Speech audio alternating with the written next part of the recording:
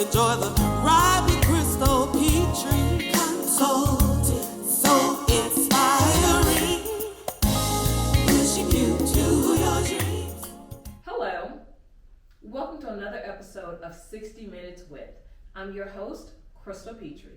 Today on the podcast, I have Laurie Smith, founder of In Need Christian Counseling. She is going to educate us all on some very tough topics: teenage suicide, bullying, depression, and how does social media affect our children. Welcome to the podcast. Thank you very much, Crystal. How have you been? I've been good. I have been. Thank you. Thank you so much for agreeing to sit down and speak to me about what I would assume is a really tough topic. Teenage suicide, depression, social media, you know, how that affects our children. So I'm really grateful that you had the time to sit with us. As we get started, let's just start with you. Kind of tell me about your counseling, your In Need Christian services. Okay. 20 years ago, my mother had cancer. And the Lord had been talking to me about stepping out and opening a counseling office. And as I stood at the end of her bed as she went into surgery, I told the Lord that if He healed her, that I would do what He was asking me to do. And when she came out many hours later, she looked like a completely different person. And so I knew that was a head nod. So I rented a building and signed the lease with fear and trembling for $200 a month. I'll never forget. And that was the beginning of what the Lord's done since then. Today we have 5 in total here at In Need, including my assistant, and the other 4 of us see the clients. And it's very diversified, some expertise, you know, as far as grief goes, and marriage, and even teens and children. And we also, although see a little bit of everything when that necessitates, you know, let's say that someone wants to, you know someone, then maybe that's not the best fit, you know? Okay. And sometimes it's not. Then there's people that don't want to see anyone else if they know you. So, you know, counseling is a little bit tricky, but because this is a ministry, the Lord blesses us abundantly, and we do all that we can to help everyone that finds themselves in need. And for counseling, what services do you assist in? I do marriage counseling, and I definitely have done teens and children now for over 20 years. And as well as we have a drug and alcohol program called One Day at a Time. And so we get involved with chemical dependency, obviously. And then we also see individuals, that's a given. And so a little bit of all of it. I get a little bored, and so I kind of like the diversity and being able to see no 2 clients are ever the same. And so I love, you know, being able to minister to whatever that person is going through, and at all age groups. And I have to tell you, the teens and children tend to be some of my favorites. They're sweet things, and it's been real hard for me to completely step out of that part. In the teens and children, that's what we're going to focus on Yes. for this podcast today. Can you tell me, what is your definition of anxiety? Well, the first thing is we think of anxiety being related to fear, obviously, and it is. And so we know that that fear doesn't come from the Lord. But there are lots of things that create anxiety. So when we think of fear, we think of anxiety. What's the difference between those two? Anxiety is very, very intense. It creates a rapid heartbeat, maybe sweaty palms, maybe a sweaty forehead. And sometimes in adults, they think they're having a heart attack. I've gotten calls from the side of the road with people calling an ambulance. With children, the way I ask them is, do you feel that nervous feeling on the inside? And they're like, yes, in my tummy. Well, that's anxiety. And then we get into how often do you feel that? What does that feel like? But they also will get a rapid heartbeat, as well as teenagers will too. And, it's an intensified fear is what it is. something that is not normal, if you will. It's waking up to your child standing beside you by the bed at nighttime, and they feel fearful. Maybe it's about going to school tomorrow, and they don't know why they feel that way, but they can't go to sleep and they're staying awake, because what happens with anxiety is that it begins to escalate, and now we're into that obsessive mode. When anxiety goes up, obsession kicks in, and now we're in a modality of those same thoughts just circulating. And children don't know how not only to describe that, but they absolutely don't know how to deal with that. Their little brains are not, developed enough yet to be able to filter through that, if you will. Where a teenager can do it better, they have more of those faculties. However, teenagers come with a whole lot more baggage in today's society, more things that they have to deal with on the daily, and so for them, anxiety can really, really be intense. Is stress and anxiety the same thing? Can you explain that to us? Stress to me, excuse me 1 minute, is more of a situational thing. You're stressed today because you have a test tomorrow at school, right? Talk about the teenagers and children. And now after that test is over, you feel so much better, right? So stress tends to be situational, in my opinion, where anxiety is more of something that is constant. Okay. Person has anxiety. A lot of people will say, my anxiety. And I caution them, don't own it, it doesn't belong to you, right? We don't want you walking in this every day, but it's so familiar to them that it becomes like a piece of clothing. That it does become personal. Right, that's right, yes. Have we seen an increase in stress and anxiety in our teenagers today? What I've seen in 20 years, Crystal, comes in waves. I'll see, a big influx maybe of marriage problems. And then the next thing will be a huge influx of teens and children dealing with stress and anxiety. And today, it's off the chain. So what do you say to people who say, these kids these days, these teenagers, what do they have to be stressed about? They're kids, they're teenagers. They have everything to be stressed about. Everything to deal with anxiety over. And so, we make this real personal because it is. Number one, what are the parents talking about in the home today? Right? Because let's just be real, the world's pretty crazy today. I think we can all agree on that. Yes. Thank God we have Jesus, because we wouldn't know how to deal with it, right? Yes. But the reality is what's vocalized in the home, not only do the children hear, but it creates fear, it creates stress. These children today deal with things, Crystal, that even, I know you're much younger than me, however, you didn't deal with it either at your age. Things like social media, that wasn't even on, wasn't around. Right. Things like bullying, things like hearing about what's going on in the world today, and then school shootings. School was my safe place. I couldn't wait to get there when I was growing up. It was a social atmosphere, and I just loved going to school, loved learning all those things.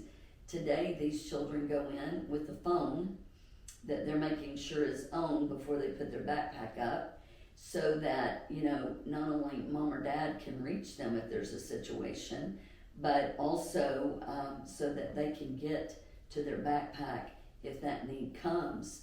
And so many children tell me that they have a fear of going to school, which is why we see so very much homeschooling happening today. And so some of them are actually petrified to go to school every day. They see it on TV. They know what that looks like when the child is hiding under their desk. They have drills, so they're taught these things. So how could they not have stress and anxiety today? Do you think, and I'm in no way blaming schools or school districts at all. Mm-hmm. I understand that the drills are necessary. Absolutely. Because of the world that we live in right now. But do you think those drills of get under your desk, shut the doors, lock the doors, are adding to the anxiety of children? Sadly, yes, but our teachers have to have that. Right. So that in principles, so they know what to do in that situation. So you're right, we understand the dynamics, but how would you feel if you were 5 and were told to hide under a desk? That would become a little bit scary. And if doors are locked when they go in and parents can't go in, grandparents can't go in, and we understand, again, the logic behind that. But you're asking me the question, does it add to? The answer is absolutely.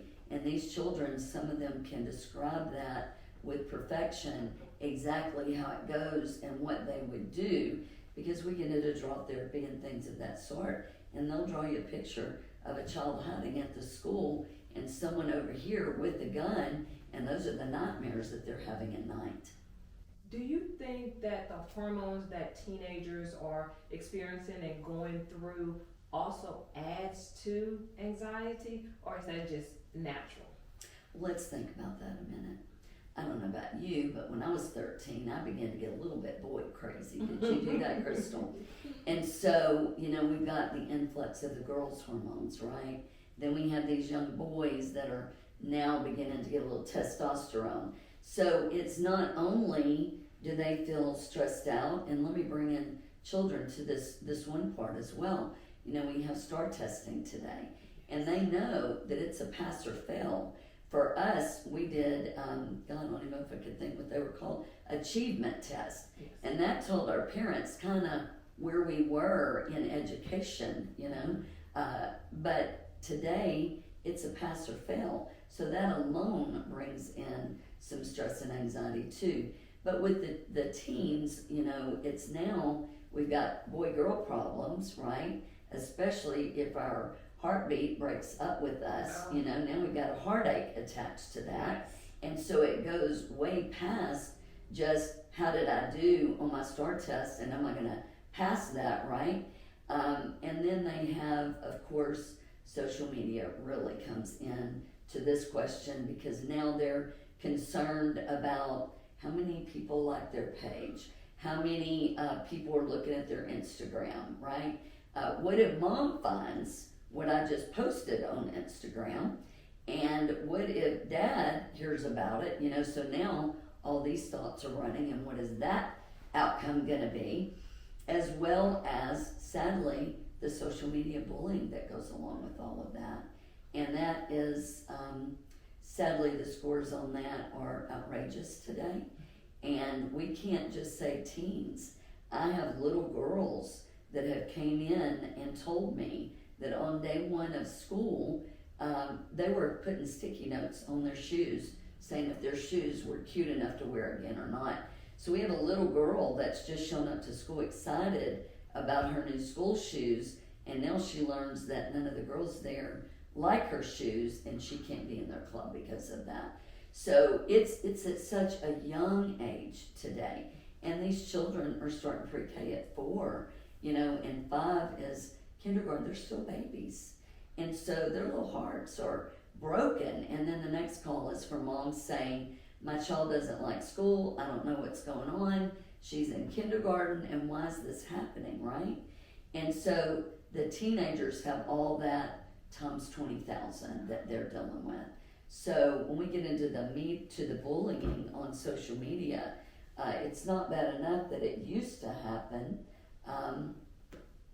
in person with teenagers. And I specifically remember a teenager years ago that would literally hide behind her parents' car in her driveway if a car came down the roadway, because she was that petrified that it would be the person that had been bullying her for so many years.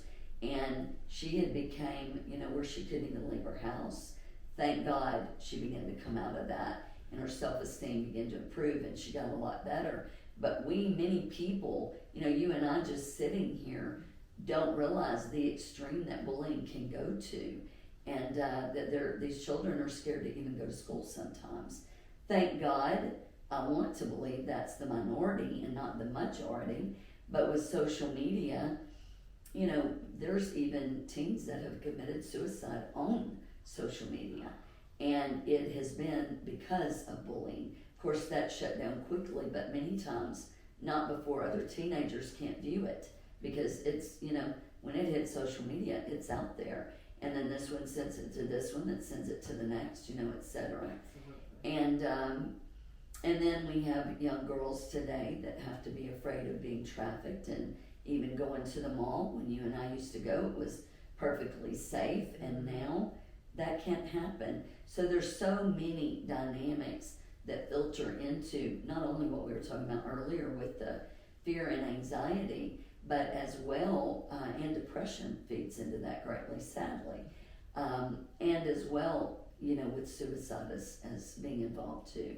So it's really a very scary day. And the first thing I tell parents that say, getting back to your question, they're just children. Why do they have these problems? Well, they grow up in a world that you and I did not grow up in. It is the truth. It is the truth. It is Yes. the absolute truth. Mm-hmm. How does teenagers show anxiety, and how do children show anxiety? So that parents maybe can look and say, okay, I think my child is dealing with anxiety. I think my teenager is being really stressed out. How do they show that? Let me tell you that in the early days, I did not realize that when children many times are hearing voices, or parents believe that it's something demonic, and we know that fear is, but it's excessive, right? They're hearing voices maybe of someone that's deceased. Maybe they're hearing a voice of someone that they don't even know, and it just seems like some kind of dark voice calling to them. That is a huge sign of childhood anxiety. Huge. With teenagers, it'll exhibit, and not that that's the only thing. Let me back up just a minute.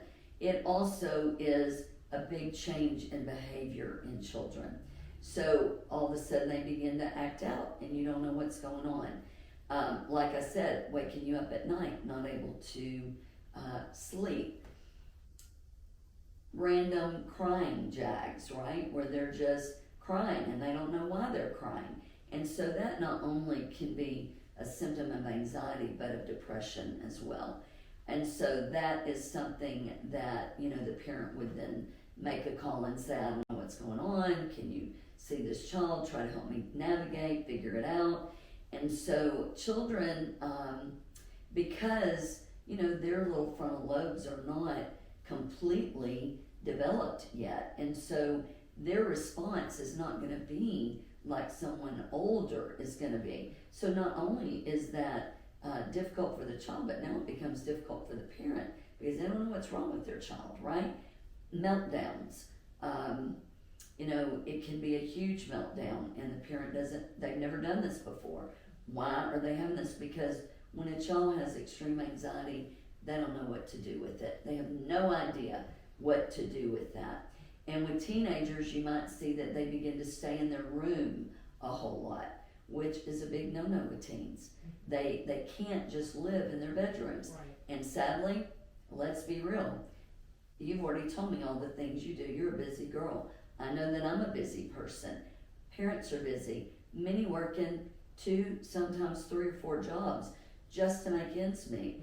And so their teenager is of age, and so maybe they're staying home alone, and that exposes them not only to social media, but now they're in their room a lot, and maybe the parent doesn't even realize that. It's no fault of their own. They're doing what they have to do.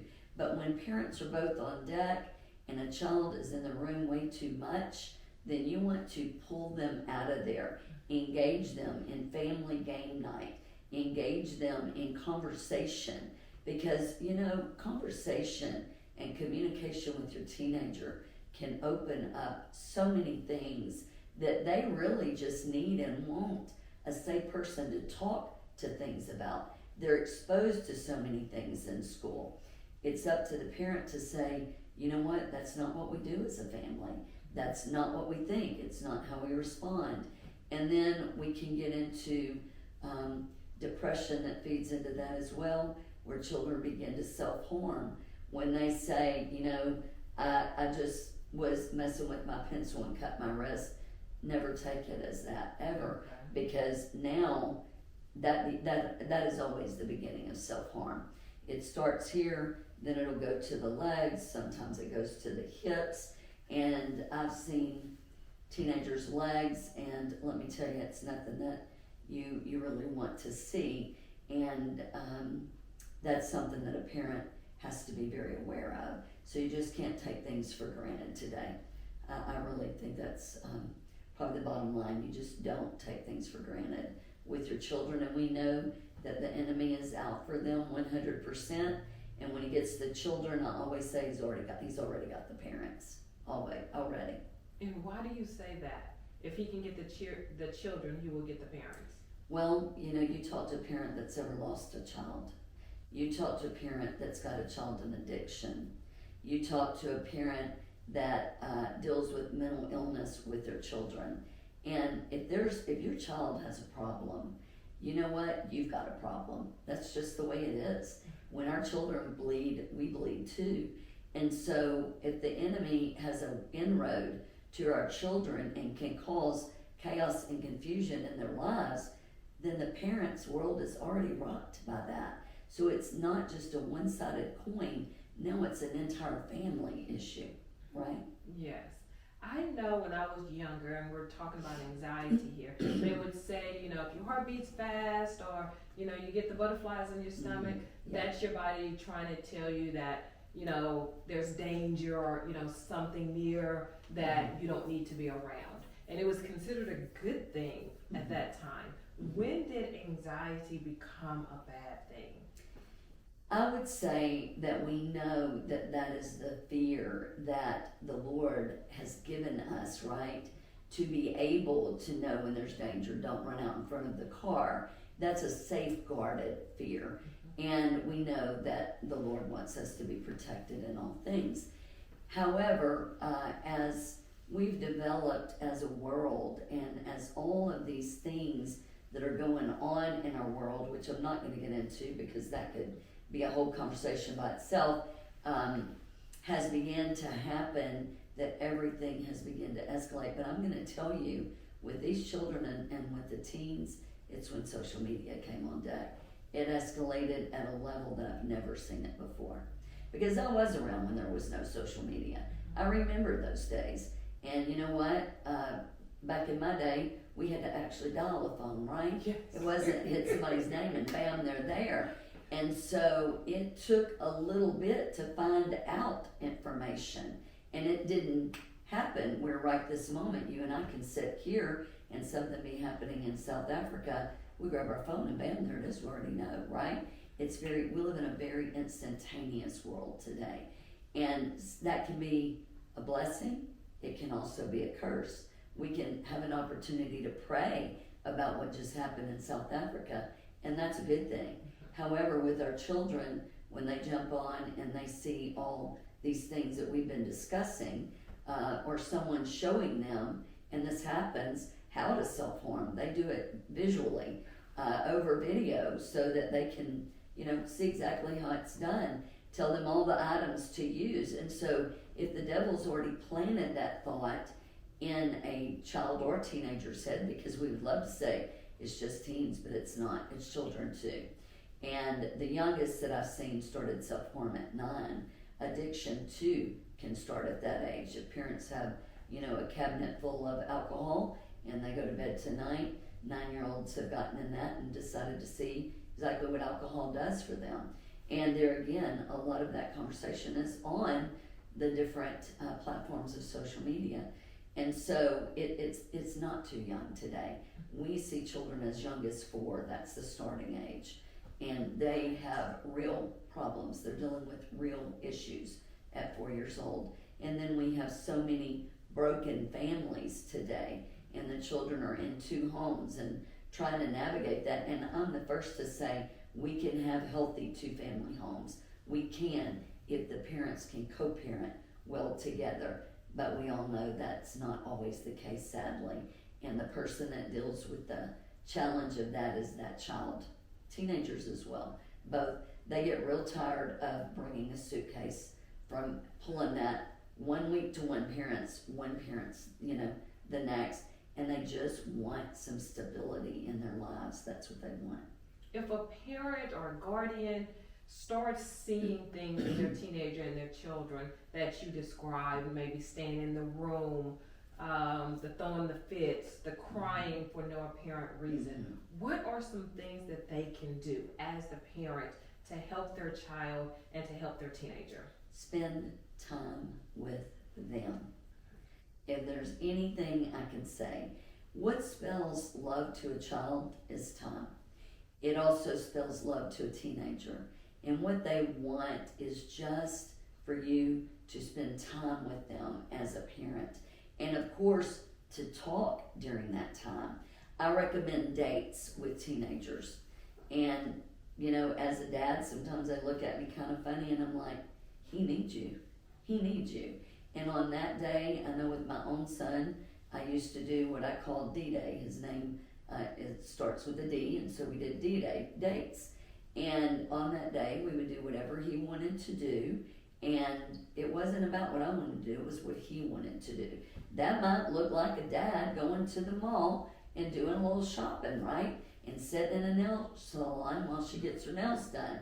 But you know what? When they begin to do that, I see relationships begin to flourish because the son needs the sonship from the father for the man that he's going to grow up to be, and that's biblical.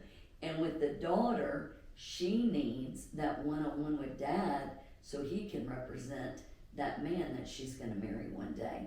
You know, she needs to be the princess, period, so that her own husband can treat her like the bride of Christ. And so those become so important, and it's not one-sided. It's not just dad doing it, it's mom doing it as well. And sometimes they're like, I got 4 kids. They look at me, they don't know what to do, right? And so we switch that up. Mom might take 2, dad takes 2. The next time they switch it, right? And then we want to get it to a place to where they each are taking turns with the children. But if we have a family situation, and I do a lot of family counseling as well, then we want to get the entire family dynamic at a good place. Maybe it's been a mom and dad that divorced and are trying to get back together or have gone through a separation, and the children remember all the things. You know, their minds are not just wiped clean because mom and dad decided to reunite, right? And hey, I'm all about restoration. I don't ever recommend divorce unless there's abuse or if there is repeated adultery. And so we want that, and let me flex that with good marriages can come back from adultery. So that's why I say repeated adultery. But with the children, it's not, they know what happened, and they can't just step back into that always and be okay with what's going on now. Maybe they're mad at dad, maybe they're mad at mom. We went through all this, and for what? Why did we go through it, you know? Maybe they had to move, maybe they had to change schools even, and that's huge for teenagers. Their friends are established, they want to be with their friends, and now they're uprooted from what they know, put in another, city, another location, and trying to make new friends is very difficult for them.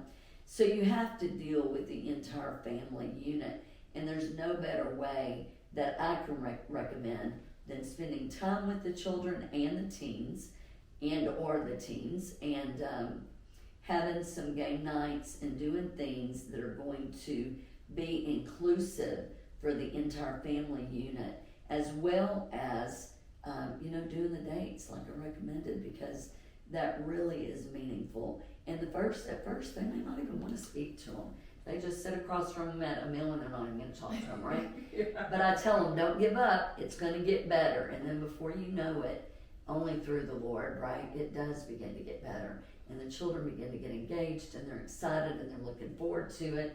And I tell them to let their daughter get all dressed up, right, so that she can be that princess for dad, and try to make it special. Think outside the box. Take them to, play putt-putt. Take them to the movies. Do things that you don't normally do. Go bowling. Do things that are going to create some conversation. And if you can get a little competitive, then it always helps to generate communication, right? Yes. Now we're going to pivot a little bit and talk about teenage suicide. Okay. what has happened to when I was a teenager, I don't even think I knew about suicide, that was even a possibility. What has happened that our teenagers not only know about suicide, but are committing suicide at such an alarming rate? Well, I don't even know that I knew the word suicide when I was young. Exactly. Crystal, no one ever mentioned anything about that. So I don't know that really even the meaning of that word was out there, back then. Suicide is a tricky thing, first of all, let me tell you that. Because, first of all, sometimes you get indicators and sometimes you don't. And that's the sad part of counseling. I would love to tell you I've never lost a client, but that's not truth. And you can think that they're doing okay, and they can even appear to be progressing, and then all of a sudden you call because they don't show up, and guess what? They've committed suicide. Sometimes they hold back and they're not completely forthright about everything that's going on with them. Other times, I'm remembering a young lady that I met many, many years ago in the early days of counseling that came to see me. And she had written a book and just seemed to have it all together, and had even brought me a copy of the book. And I was excited, and I get very personal with my clients. And so, I thought, wow, she's really doing well. She's battling some things, but most people are battling something. I say everybody needs counseling, right? Especially in this crazy world. And the next thing I did was call to check when she didn't show up for her next week's appointment, and she had committed suicide. And I remember being so crushed and taking such responsibility for that because it was so unexpected to me. Sadly, it's the same with teenagers. And then we have to go another step. Now we're hearing about even children that are committing suicide as well. The very things that we've been discussing, Crystal, the bullying. When you have to wake up every day and know that you're going somewhere, and today all you're going to deal with is chronic abuse, that is enough to make you not want to wake up and go tomorrow. And these children are put under a lot of pressure today. ADHD is off the charts, and there's not an ADHD child alive that likes school anyway. So waking up, knowing they've got to go, and now we're into nutrition. It's the foods we eat. It's not just children, it's adults too. Used to I would say 1 in 10 I would see. Today it's more out of like 5 out of 10. It's at least that high. And so that too creates anxiety. It creates depression. And then with the bullying, knowing they've got to go to school and feeling the fear, the depression related to that, just not wanting to go and deal with that another day. Sometimes they get to the point they can't take it anymore. And we know that suicide demons are real. And I go back to what I said, that the enemy is after our children and our grandchildren. He is. We know how much the Lord loves children, and the enemy wants to take them out because of that reason, I'm convinced. I think my church is tired of hearing me say that. I think I talk about it every single week because it's that real. And these children are our heritage, they're our lifeline. And we all, of course, love our families and our children and our grandbabies, right? But when we've got that, and then we've got, hearing the world in such a state that it's in, and we would love to think that these kids are not looking at deep state and all the things that these adults know about. But number one, many of the parents are talking about it. They're within earshot and they're smart. Children are just little us's. They take in everything we take in. Sadly, they don't have the filter though to filter through it. And so what they hear is usually the negative part of what's being said. And the teenagers the same. However, again, with social media, all of these things are at their fingertips, sometimes uncensored by parents. And so children see many, many things that they have no business ever putting their eyes on, and are too young for their eyes to be open to certain things. And on all the platforms, you know, it's talking about the state of the world.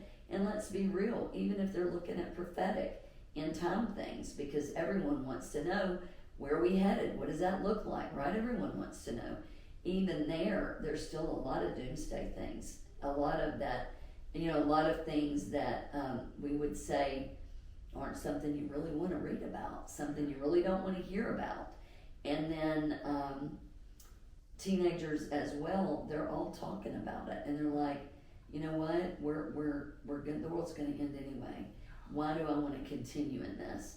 Maybe there's been, let's just take a young girl, let's use her for an example, and maybe she made a mistake and she sent a picture to a boy through social media, or let's just say she texted, and now he has sent that to the football team. And now the football team has sent that to all of their girlfriends. And now she has to wake up and go to school tomorrow. But she's not going to wake up and go to school tomorrow. And I'm thinking of someone in particular that decided that night she was done. And so she took her life. Because it was too big for her to think that she could ever come back from, and she could have. Everyone makes mistakes. Does it mean it's not going to cost you something? No. But in her case, she could do it. She couldn't do it. She could not face the outcome of the football team, of all of her friends at school, to know that she had done something like that. And there's many, many reasons why teenagers commit suicide. You know, the list goes on and on and on, really. And I would say that bullying and social media are the two biggest today. And we can't leave out children or teens that deal with low self-esteem already. And they see all these popular children and how many people like them. And maybe, let's just say that they're one of the children that like to wear hoodies and wear black, and they're not accepted well. And or, let's make this really real, maybe they've chosen an alternative lifestyle. And the bullying that goes along with that, and or the way they dress, and they're just not accepted. And the truth is, everyone wants to be accepted. Everyone. Yes. And if they don't have a circle, then sometimes they decide to make a sad decision that you know, they don't want to do it anymore. And what we know is suicide usually, well, I would even say always, is a permanent fix to a situational problem. Yeah. Do you think, I know some adults, I'm not going to use an absolute here, some adults know that this storm is going to pass. I don't know when it's going to pass, Right. but I know this storm is going to pass. Do you think that's why teenagers are so vulnerable to suicide, because they don't know, maybe they don't have the capacity to know that this storm too will pass? I think that exactly. And I don't know about you, but when I was in high school, I wanted it to last forever. I loved school. I wanted to be there. You know, all the social part made it fun, and I think a lot of teenagers really enjoy that. But I deal with the other side of that many times, where they're beginning to graduate and they're petrified about getting out of school. They have no idea. There's no plan about their future. To even think about college is too much for them to take. And this is a whole new level of generations that we're looking at today. A lot of that is, as parents, we coddled them because we didn't get all the things that we want to give our children. And so they're really not prepared for adulthood very well. And thank God there's great parents out there that are able to prepare their children in that way and give them responsibility. But when these children come, they're just not ready for that. And thank goodness there's things you can do to help get them ready and get them to the other side. But at the same time, I think they did think that high school was going to be forever, that they weren't going to have to get out into this thing we call the real world, right? And so for them, it's all about, peer pressure is so strong today. So it's all about what their peers think. And the approval, there's a lot of approval addiction today with teenagers especially, and even some with children. And in that, it matters to them what their peers think about them. And if they think they've done something so wrong that, they can't be forgiven for it, which we know is not truth, right? Does not line up with God's word at all. It's just a matter of asking and then repenting. And he doesn't even see it anymore as far as the east is to the west. So I think that has a whole lot to do with what we're seeing today. A teenager that's thinking about suicide and possibly will commit suicide, what can a parent look for or a guardian look for? Does the teenager exhibit signs or maybe drop hints that a parent could pick up on and say, okay, I think my child might be thinking about suicide? I would say first off, check for self-harm. Okay. That's very important. I don't know, I'll say that I don't know why, but it's because there's already lots of low self-esteem going on when someone is self-harming. And that's not a gender. A lot of people think it's just girls that self-harm. That's not true at all. Many young men do that as well. Yes. And so that's one thing to watch for, because they've already got it down many times to an art to where they know exactly where to do what and how to do it and just how deep they can go. So suicide many times, if that depression is not treated, and that is deep, dark depression, that is the next level for them.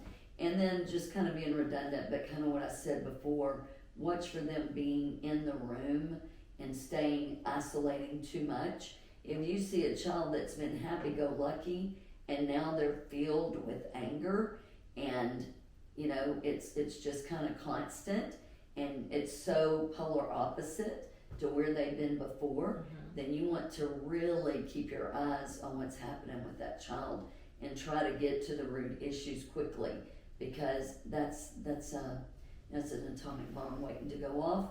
And sometimes that comes out in explosion, and sometimes it comes out in suicide, because what happens with that anger becomes rage, and in a second they can end it all. Do teenagers have the verbiage to come out and tell a trusted parent or a trusted guardian, I want to commit suicide, I don't want to be here anymore? And do they do that? They do that. And many times I've had parents bring a letter prior to the child knowing that has said they found this letter in their room and it's talking about suicide, and they've actually written it down, just what you said. I don't want to be here anymore. I don't want to deal with this. Death and dying is very real in today's world. If you talk to the funeral homes, they will tell you that there are so many funerals they can barely keep up today. And especially coming out of COVID, it was especially more so then. And during the isolation that the children went through too, in 2020, that became so big for them. The social skills are not there today like they used to be. And it's so easy to just do this on a phone or on, any kind of device, and they don't have to have this one-on-one. And that alone is very dangerous. But yes, they will verbalize it. And many times, in the old days, what I think people thought in counseling was if they told you, they weren't really going to do it. Well, that's not truth. And I'll tell you that I know that from experience. The next thing is, many times if maybe I get this letter, or maybe mom calls and she thinks it, and then maybe the child will tell her, I am thinking about this, then that will generate communication. And maybe the things they think that they've done that are so wrong, the parent is able to say, baby, that doesn't matter, we love you. We don't want anything to happen to you. Right. And, let's get you into counseling and work through whatever it is that you need to talk about. But this is not that big of a deal. But to them, it's a huge deal, something they can't come back from. And it isn't always something they've done. Sometimes it's that depression is about to take them out, and they're tired of being depressed, or they're tired of being anxiety riddled, and they just don't want to live that way anymore. And you and I both know, not only are there natural things to help deal with that today, thank God, but there are also definite situations where people need to see a doctor and get their input about what the next step needs to be. You mentioned it just a moment ago, that children, teenagers as well, will think something is a huge deal, but the parent will be like, that's nothing, and blow it off. But the child thinks this is huge, this is my atomic bomb. How can a parent help a child or a teenager when we know this is nothing, that's not a big deal, but the child is like, this is huge to me in my life at this point in That's time. right. That's right. How can a parent help with that? Well, again, the first thing is we have to communicate with that child. Okay. And so many times, sadly, that can look like a parent sees their child in the morning to say goodbye, have a great day, hopefully a quick prayer with them, right? And off they go because they have to get to work. In the evening they come in, excuse me, and now it's time to get dinner ready. Did you get your homework? Maybe they've got 5 children. You know, it'd be great if it was just the one, but it's not like that many times. And they're having to help get the homework with all of the children. Okay, it's 8:30, now we have to go to bed, right? You get your bath first and go down the line. And so it's being intentional, especially with the teenagers. I say especially because they're the ones to shut down the quickest. And talking to them about, while I'm getting dinner, come sit right here at the bar and tell me how your day went. How are you doing? What was your favorite thing today? You know, what did that look like? What was the worst thing that happened today? Because teenagers wouldn't talk to people that they trust. Who is the normal commonality in that? It's mom and dad, right? Now, we know that's not always, and sadly, we have grandparents that raise children today too. Many times today. And so it's, you know, we have to have that fine line to maintain the parentship, but also try to be a friend at the same time. You are able to navigate both, but you have to be a little bit careful in that. But you've got to be able to get on their level so that if you were that child, Crystal, and you started telling me something that was huge to you, and I'm thinking, oh my God, I can't believe she thinks this is a big deal.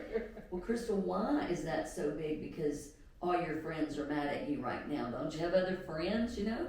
Don't you have friends at church? And I would say keeping them plugged in. Let me back it up with that. Get them in a youth group. Get them to church on Sunday. Does that fix everything? Sadly, no. Does it make a huge difference? You bet it does. And many times you have youth pastors or pastors that these teenagers are close to, and they will take them into confidence many times when they want their parents at all. And thank God for those people, right? Thank God that they're in their lives. But I know parents are doing their very best, but it is being intentional in communication, being intentional in not letting them lock themselves away on devices, and also having some parental controls on those devices. You know, 9 o'clock, phones are off, whether you're shutting that down on an app, and you can, or you've got nanny devices on the children's. There's a lot of controls out there today because many parents went through it and they were like, I don't want other people to go through this. I'm going to create something, you know, and they have. And so there's lots of ways to commandeer social media.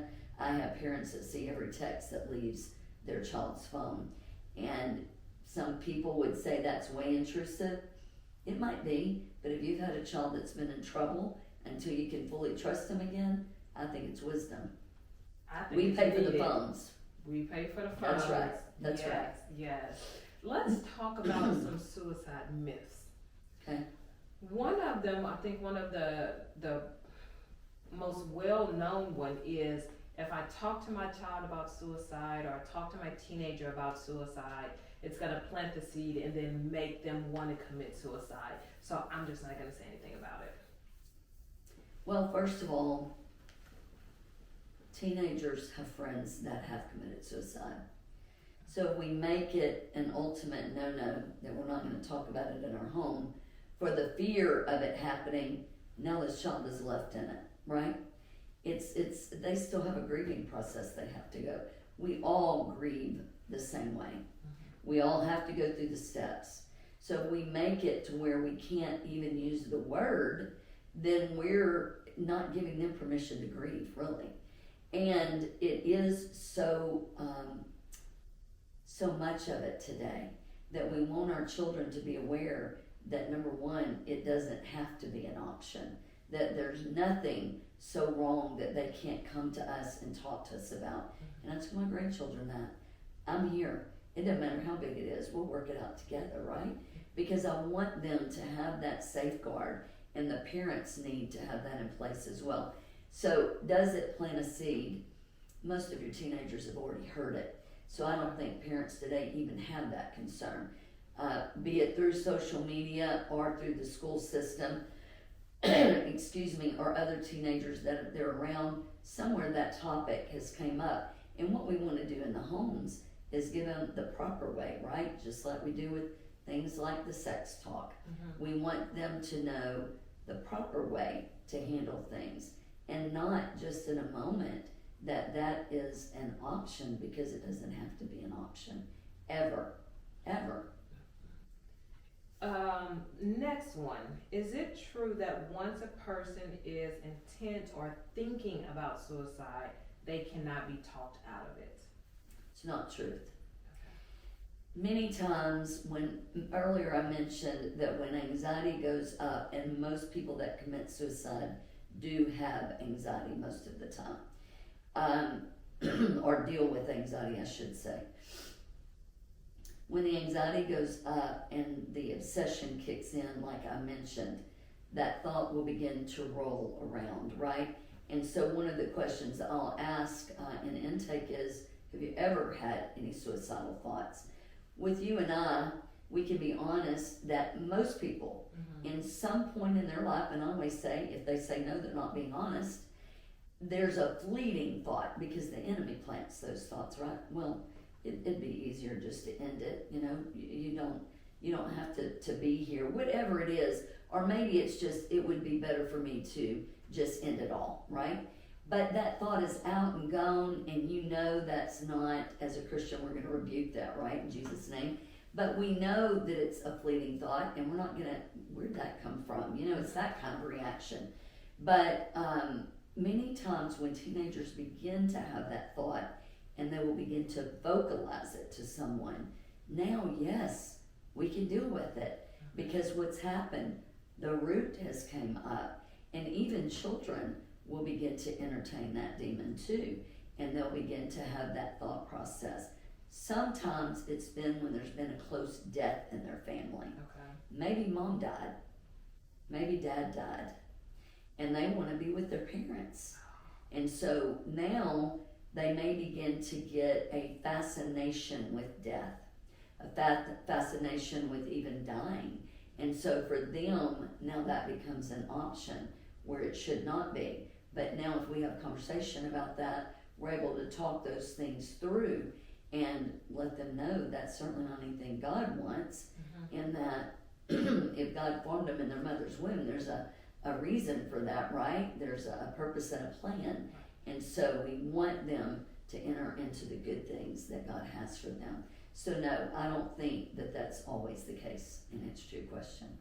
Is suicide hereditary, meaning my grandfather committed suicide, so that means down the line someone else is going to do it? Or my mother committed suicide, that means down the line the child or someone else is going to do it? What I would say in answer to that, Crystal, is first of all, generational curses are real. Legal ties of the enemy are real. And is there a suicide demon? Yes. Would I love to tell you that never has occurred in families? I know of a situation where it was, first of all, a grandfather, then it was the dad, then it was his son, then it was his son. So we see that as a total generational curse. And so that's why it's important that those things are broken in our lineage, first of all. The next thing is we have that ability through the blood of Jesus and what he's done. And if we know that suicide demon has operated in our family ever, then we have the power through the blood of Jesus and what he did on the cross to not accept that in our lives, right? And not in our children's lives or in our children's children's lives. And so as adults, hopefully we're going to rise up to that occasion through prayer and through, breaking off those strongholds and clearing out that generational bloodline so that doesn't operate in our children's lives. Let's talk about bullying for a little bit. Give me your definition of bullying. It's intense. It's like the young girl that I mentioned, right? Hiding behind a car when someone comes down the road is huge. But when she went to school every day, she almost got her pigtail pulled out of her hair every day from age about 9 until she graduated high school. What? And so it happened every day, the same bully. And it was physical, it was emotional, and it was very mental, obviously. However, what we see many times is it's intense. That's what I'm going to say. Bullying is intense abuse. It goes beyond the threshold of, I'm just going to pick on you, right? It goes beyond that. It's something that really harms someone. In fact, it is an intent to harm. That's what bullying is. It's an intent to harm. And so, like I said, it can be physical. Many times it is. We know that there's young children, I do, that have been hospitalized from bullying. And it became one person attacking this child, and that became 9 people attacking this child. And he was taken away by ambulance. And that's not only in grade school, but that's in teenagers as well. And then it leads to, now we bullied you all day, now we're getting it on social media, and we're going to publicly bully you, right? And now that's going out to all these people, the whole school. And now that's when the child feels like they want to check out, they don't want to deal with it anymore, So it's intense abuse. What are some signs that parents and guardians and grandparents can look for that's saying, my teenager's been bullied, my child has been bullied? What are some of those signs? It's really a lot of the things we talked about with anxiety and depression, the staying in the room, the biggest sign is a drastic change in behavior when someone is being bullied. The anger, the fits, the rage, the whatever. If your child is a sweetheart and now today he's acting like a demon, there's a reason for that, right?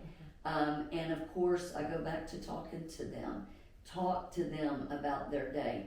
Talk to them about who they're interacting with and what that looks like. And very sadly, those children many times will come home and they won't tell the parent they're being bullied. And then when the parent finds out, it's been going on a very, very long time, maybe even a year. And the reason the child won't tell is because they don't want their parent to go to the school because they're afraid they're going to be bullied worse. That's sad. Yeah.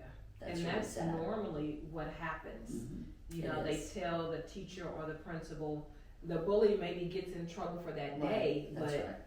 Yeah, it intensifies. It does. Are we still in the age where if a boy bullies a girl or pushes the girl, that means the boy likes the girl or he's flirting? I know during my time, that's what was said. If he's been mean to you, that means he likes you. If he's pushing you, that means he's liking you. Right. Are we still in that age? I don't think we are, Crystal, because bullying is not gender. A boy can bully a girl. Maybe let's say a little girl is overweight some, and a boy will decide that he's going to call her fat every day. I can't even begin to tell you what that does to a child.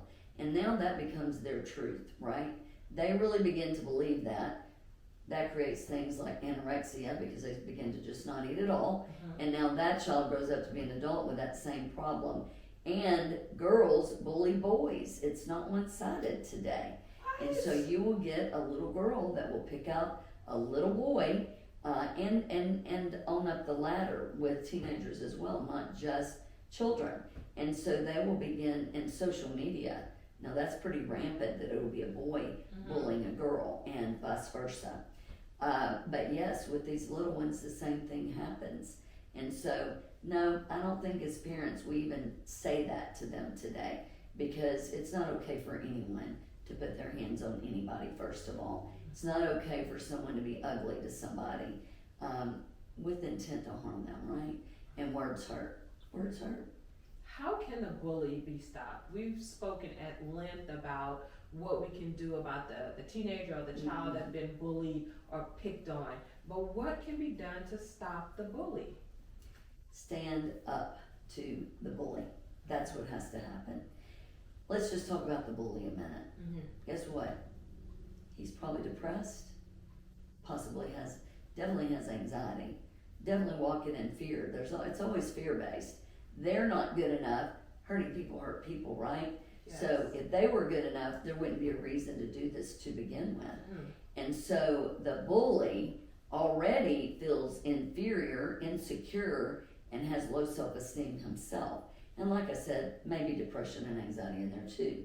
However, the first time they stand up, and when I tell these children that, first of all, many times they don't think they have the ability to stand up to them. And when they do, and it actually works, they're so excited to come back and tell me that it worked, you know? And they come in with big smiles on their face, and that's all it took was one time to stand up and say, don't you ever call me fat again, right? I'm going to the teacher, I'm going to the principal. You know what? Sometimes it's a teenager having to do that. A girl to a boy. And maybe it's some really bad names they're calling them. And when they stand up and say, don't you ever do that again, and will that end it? He'll probably go off mouthing, right, or she, but typically that really does put a stop to it, because it's sad they've got their bluff in on them. And when they get their bluff in, no different than in an adult world. We'd love to say that doesn't happen with adults, but it does. Especially today with social media. And when you stop it in its tracks, that demon doesn't know how to deal with that. So away it goes, right? So, how has social media affected our children? To me, it's back to the negative positive. It can be good for, the sponsor of the cheer to have a platform set up, right? Or a page set up so she can get all that information out quickly to them. However, that leads to not only teachers having relationships with teens or children, but it also leads to all the things we've been talking about. The bullying, the suicide, happening on those platforms, and children actually seeing that, knowing about it, the self-harm, the negative things, and it even goes further than that. It's today, in fact, I just read this morning, a young girl decided to eat, and this was on the news, so I feel that I can openly talk about it, a whole bucket full of pickles. It was some kind of dare that they were doing. And so she ate this huge jar of pickles, right? And was on her platform talking about how great it was and it was healthy. And she almost died from doing that. Her sodium level shot up to a level that was so intense that it began to cause problems in her brain. And they couldn't just get it down quickly. They had to be very careful what they did. I'm talking about in ICU. Well, there's a lot of these dares that come across. Some of those are choking yourself, and children have died doing that just to be the one that has it on whatever their platform is, right? Posting the video, and guess what? That child did it too much, and they ended up dying. The new one I've recently heard about, thank God I haven't dealt with it yet, is fentanyl. They're addicted to it now. And you can take so much, but it's got a perfect balance that you're supposed to do. So they're showing them how to do this over social media. And guess what? What if you don't hit the balance, right? It's not the scale. Even adults can get that wrong. And fentanyl is one pill kills. We see it every day. In addiction, that too comes from bullying, sadly. And not only, like I said, with just children, with teenagers, but with children too. Some of them, even in junior high, begin to drink every day. You go to school, take pills every day, go to school, whatever it is. Get grandma's pills, dad's pills. And then some of them end up selling them on the campus or whatever too. But these people are some of the same ones that have been bullied. some that have not had a good relationships in school, good academics, right? Aren't the popular child, and some of them are the popular child, sadly. So these dares have gotten out of hand, and sometimes they'll make the children do it to be a part of whatever club it is. And so, it's just not safe, and without parental control, there's no way. And sometimes that isn't even enough, sadly. Sometimes it's not. Which one do you think is worse, cyberbullying or the face-to-face in-person bullying?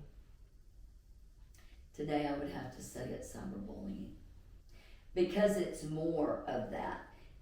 People will do something behind a screen, Crystal, that they won't do in person. It's true. They will say things behind a screen that they won't say in person. And, it's an easy platform from your bedroom, in your bed, sitting in your bed, to send something ugly out to the entire school. But you wouldn't do that if you were there. Things like, sexting, a picture like I talked about earlier, any of those things, and it's such instant access. And now maybe that person at school tomorrow, when they're asked, why did you do that, maybe would say, I didn't do that. It's right there. Yeah, you did do it, right? And now that person's reputation is ruined, sometimes because of something that it was even a lie. It wasn't even truth, right? And people don't always know the truth, and they think that they do. This is a two-part question. Okay. How can parents protect their children from social media? And is there an age where you feel comfortable enough to let your child or your teenager on social media?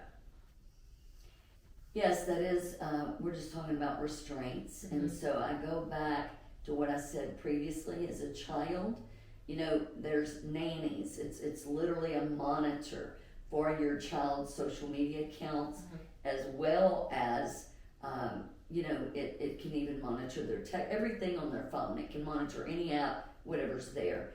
And you have to realize a 9-year-old is not developed enough to be on any social media platform. They're just not. And now we're talking about that's the way God made us, right? They need to be innocent. They need to be a child. They don't need to be familiar with all these things. And so we have to use a little bit of common sense in that.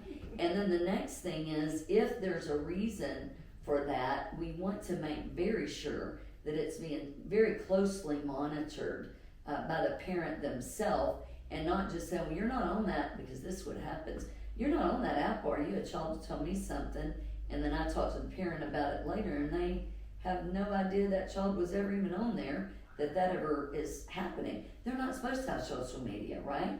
Well, guess what? That's not the situation.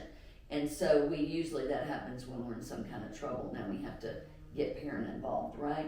And so with the children, we want to make very, very sure that it's super monitored and that we use restraint. And I'll tell you, I have some parents that just flatly refuse to allow their children's even cell phones today. That we live in a world that thinks we can't function, and let's be real serious here. We're all pretty much addicted to our phones. Why? It's our laptops, right? Carry it with us everywhere we go. And so not only is social media addicting, but let's talk about games and video games. Those are very dark. They aid everything that you and I have just talked about. And many times I have someone that's a new parent, mom's inside looking out the window while dad's mowing the yard, and he can't get the yard mowed because he's busy playing his video game, trying to mow the yard. That sounds like a lie, and I know that it does, but I'm telling you about a real situation. And so it is that intent, Crystal. And then some of these video games, parents aren't monitoring that either. And now they're talking to people on platforms there too, that are in other countries that they don't even know. And now we think that it's a 17 or 18-year-old, and guess what? It's a 39-year-old man, right? Yes. Maybe we think it's a 12-year-old boy, and it's a grown man. And so that too has to be monitored. It goes above even social media, but that too is a form of that. because it has access to Wi-Fi and they're able to communicate and sometimes even see each other on certain games. Yes. So all of that has to be closely monitored. It's a lot for the parents today, it really is. And as well with the teenagers, they too, you have to decide if your child is mature enough or not to handle it. And I also have some parents that will not let their children be on social platforms at all. And that's okay. Mm-hmm. If that's right for them, it's right for them. If it's not right for you, that's okay. But do it with restraints at a minimal. Make sure you're aware of what's going on and keep your eyes on it at all times so that your child doesn't get involved with a 39-year-old man that now has had her meet him somewhere in the middle of the night, and your child is gone forever, or when you get back, she's never the same again. And sex trafficking is very real, and it happens every day, and it happens just like I just said. We've spoken about bullying, the cyberbullying, anxiety, stress, teenage suicide. What are some tips that you can give parents and guardians, grandparents on how to raise emotionally intelligent, strong children in today's world? Well, I would say, first of all, that dysfunction breeds dysfunction. Okay. And we want healthy families. Mm-hmm. And you know what? If parents aren't healthy, work on getting that way. Okay. So that we can be all we can be for the children that God enlists in our care. And what does healthy look like? Crystal, it looks like Jesus. And so we want to have a relationship with Him, mm-hmm. so that we can feed that into our children and work on us first so that we can be the best version of ourselves to be that for our children and grandchildren. And I say every person has a degree of brokenness of some sort, and I truly do believe that. Everyone's got something they can work on. That's what I'm saying. Mm-hmm. And so we all have to always be the aim should be being the best version of ourselves so we can be all that we can be for our inheritance that God's entrusted us with. So it really starts with the parents. It starts with the home. Mm-hmm. It does, absolutely. What's going on in the home is what affects the children. Healthy parents, healthy children. That's just the way it is. And do you believe that is the case regardless of what's going on in school, what's going on in the world? If you have healthy parents and a healthy home, then your child will ultimately be a healthy, emotionally stable child. And that's a tricky question that you just asked me. I have to be mm-hmm. real with you about that, because we all know that there are parents that have spent their lives, raising their children in a healthy way, that were, had a great relationship with the Lord, and their children committed suicide. Their child did. Or maybe they ended up in prison. Maybe they got involved in drugs or alcohol. Those things happen to the best of families. We're not gonna, blame the parents for that. Mm-hmm. However, if you do the percentages, you're gonna find that it's far better, because those children feel grounded from a very young age. The developmental years are 1 to 5. And so when those children are growing up already in a healthy environment without hollering and screaming and cursing and drinking and drugs and all the things, obviously they're going to be more well equipped to handle what they're going to be exposed to in school and know, they may do that, but that's not what I do. It's not what I've been being raised to do, right? And that child is going to grow up fundamentally more balanced, and they're going to grow up more grounded and be able to stave off things, like that. Because the things that I mentioned, that begins with low self-esteem. What does that mean? Not feeling good enough about themselves. It begins with, and that's the beginning of the fear, where the anxiety sets in, the obsession sets in, and many times the depression sets in. And in my experience, you're never going to find someone doing drugs or alcohol that feels very good about themselves. Otherwise, there's no reason for them to do either of those things. They just don't. Mm-hmm. As we are nearing the end of this podcast, Laurie, you're the founder of In Need Christian Counseling. If a parent or a grandparent, a guardian wants to get in touch with you because they're seeing signs, mm-hmm. they're listening to this podcast, and I'm seeing those things happen in my household, I'm seeing those things happen with my child or my teenager, how can they get in touch with you? Well, we're here in Lumberton at 100 Lynn Drive, and it's the phone number is 409-284. That's not correct. I'm sorry. 409-751-4080. And so they are very welcome to call us at any time, and we will always do whatever we can to help. And we try to work with the parents as well as the grandparents to guide them. We don't share everything about a teenager's session. When it's a young child, sometimes we do have to talk about some things, but we do all that we can to help initiate a good relationship there for them to open up communication about whatever's going on, or to guide or direct them, or whatever the need may be. You never usually work with just family members. Typically it ends up being more. And I've been doing this long enough that, used to, it was a teenager I saw, well, now they're the parent, and then sometimes they're even the grandparent. So, it's generations that I see. But thank God, counseling used to have a real bad appeal that you had to be crazy to go to counseling. Right. Well, now it's because of the crazy world that we live in. And so coming to counseling just means that you want to be a better you. That's all it really means. We have many people that come, and even teenagers, that just have some heart's desires that they want to talk about. Sometimes it's college. Sometimes they don't know what their next step is. Maybe it's a situation at school. Maybe it's not things as severe as what you and I have talked about today. Sometimes it's something at school they don't want to tell mom or dad about. They just don't want to tell them. And let me tell you what, teenagers are amazing people, because many of them today ask to come to counseling. The parents will call, my teenager wants to come to someone for counseling. All right, we'll do that, So we're happy to help in any way that we can. And so that phone number again is 409-751-4080. And let me ask you just one more question. As a Christian, what do you say to people who say, well, I'm a Christian, I believe in God, I believe in Jesus, we don't need counseling, we just need to pray, and that's fine? And what's funny about that is many people think that's all we do in Christian counseling is, pray, pray, pray.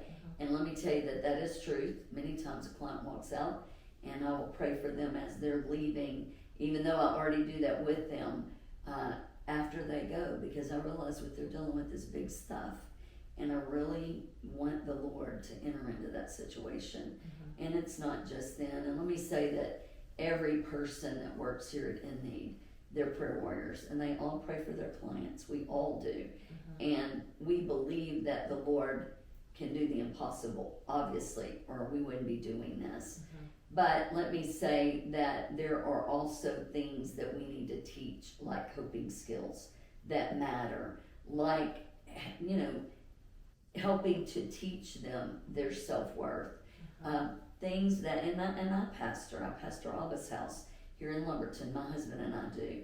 And I would love to tell you every Sunday morning that my sermon is going to be about that, right? But it's not. That's not true. And when we're struggling deeply, many times we need more than that. And many times you need that one-on-one that it takes for that person to be still with no distractions, for them to be really able to share their heart, and you hear their heart and be able to help them navigate through. And for anyone who wants that information from Laurie, I'll make sure and have the phone number, the address in the description box below, so that you can reach out if you feel the need to do that. As we wrap up, my final question for you, Laurie, who do you think would make a great guest on the podcast, but you have to help me get them on? Miss Teresa Daniels, that sees many of our marriage couples, and I think that would be great content for you. Yes. That's and I will help you. Thank you so Yes. much. Thank you You're so welcome. much. Thank you for taking out time. I know you are very busy, and I appreciate you taking some time to educate me and to educate my audience on such an important topic. I feel that needs to be spoken about and taught about a lot more than what it's doing now. Thank you for having me, Crystal. I appreciate it. And thank you for watching and tuning in. You can find this podcast and all of my other podcasts on YouTube Podcasts and Apple Podcasts. And remember, you always have time to listen and learn on the go. Sit back, buckle up, enjoy the ride with Crystal Petry.